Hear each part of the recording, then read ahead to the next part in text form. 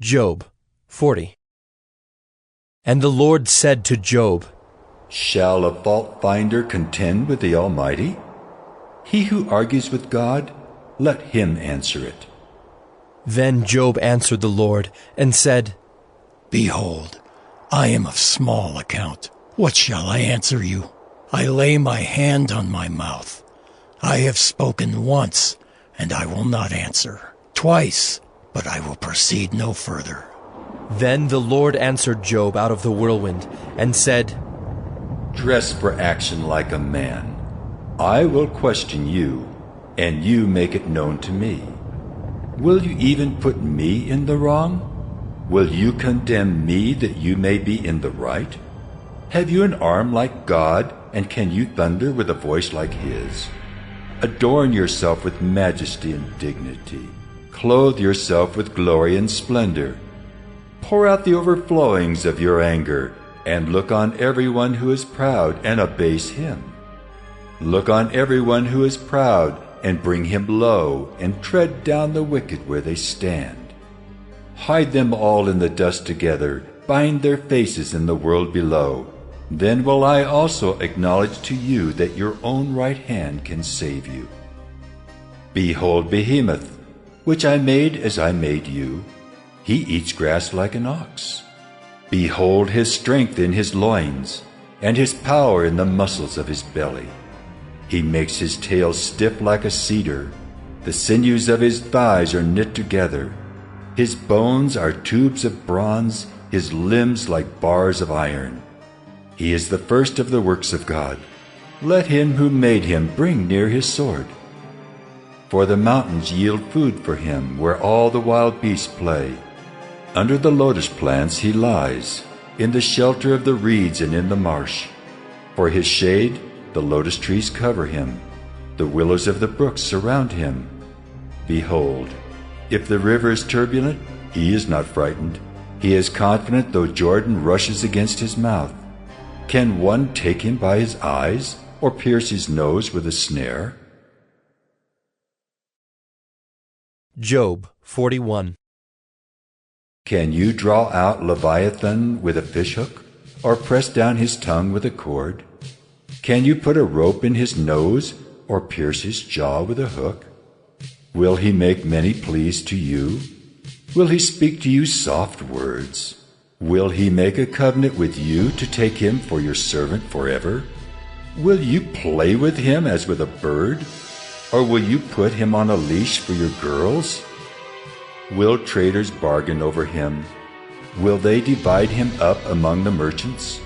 Can you fill his skin with harpoons, or his head with fishing spears? Lay your hands on him. Remember the battle. You will not do it again. Behold, the hope of a man is false. He is laid low even at the sight of him. No one is so fierce that he dares to stir him up. Who then is he who can stand before me? Who has first given to me that I should repay him?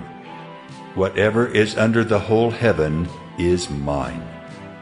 I will not keep silence concerning his limbs, or his mighty strength, or his goodly frame. Who can strip off his outer garment? Who would come near him with a bridle? Who can open the doors of his face? Around his teeth is terror. His back is made of rows of shields, shut up closely as with a seal. One is so near to another that no air can come between them. They are joined one to another. They clasp each other and cannot be separated. His sneezings flash forth light, and his eyes are like the eyelids of the dawn. Out of his mouth go flaming torches, sparks of fire leap forth. Out of his nostrils comes forth smoke, as from a boiling pot and burning rushes. His breath kindles coals, and a flame comes forth from his mouth. In his neck abides strength, and terror dances before him. The folds of his flesh stick together, firmly cast on him and immovable.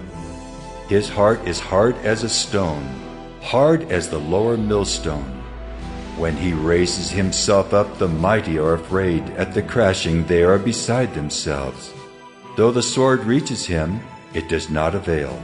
nor the spear, the dart, or the javelin. He counts iron as straw and bronze as rotten wood. The arrow cannot make him flee. For him sling stones are turned to stubble. Clubs are counted as stubble. He laughs at the rattle of javelins. His underparts are like sharp potsherds. He spreads himself like a threshing sledge on the mire. He makes the deep boil like a pot. He makes the sea like a pot of ointment. Behind him he leaves a shining wake. One would think the deep to be white-haired. On earth there is not his like, a creature without fear. He sees everything that is high. He is king over all the sons of pride. Job 42. Then Job answered the Lord and said, I know that you can do all things, and that no purpose of yours can be thwarted. Who is this that hides counsel without knowledge? Therefore I have uttered what I did not understand, things too wonderful for me, which I did not know. Hear, and I will speak. I will question you, and you make it known to me. I had heard of you by the hearing of the ear, but now my eye sees you. Therefore I despise myself, and repent in dust and ashes.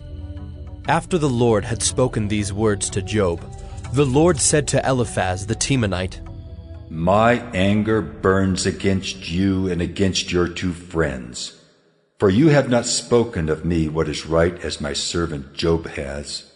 Now therefore take 7 bulls and 7 rams, and go to my servant Job, and offer up a burnt offering for yourselves. And my servant Job shall pray for you, for I will accept his prayer not to deal with you according to your folly. For you have not spoken of me what is right, as my servant Job has. So Eliphaz the Temanite, and Bildad the Shuhite, and Zophar the Naamathite went and did what the Lord had told them, and the Lord accepted Job's prayer. And the Lord restored the fortunes of Job when he had prayed for his friends. And the Lord gave Job twice as much as he had before. Then came to him all his brothers and sisters, and all who had known him before, and ate bread with him in his house. And they showed him sympathy, and comforted him for all the evil that the Lord had brought upon him. And each of them gave him a piece of money and a ring of gold. And the Lord blessed the latter days of Job more than his beginning. And he had 14,000 sheep, 6,000 camels, 1,000 yoke of oxen, and 1,000 female donkeys. He had also 7 sons and 3 daughters. And he called the name of the first daughter Jemimah, and the name of the second Keziah, and the name of the third Karen-Happuch. And in all the land there were no women so beautiful as Job's daughters. And their father gave them an inheritance among their brothers. And after this, Job lived 140 years, and saw his sons and his sons' sons 4 generations. And Job died an old man and full of days.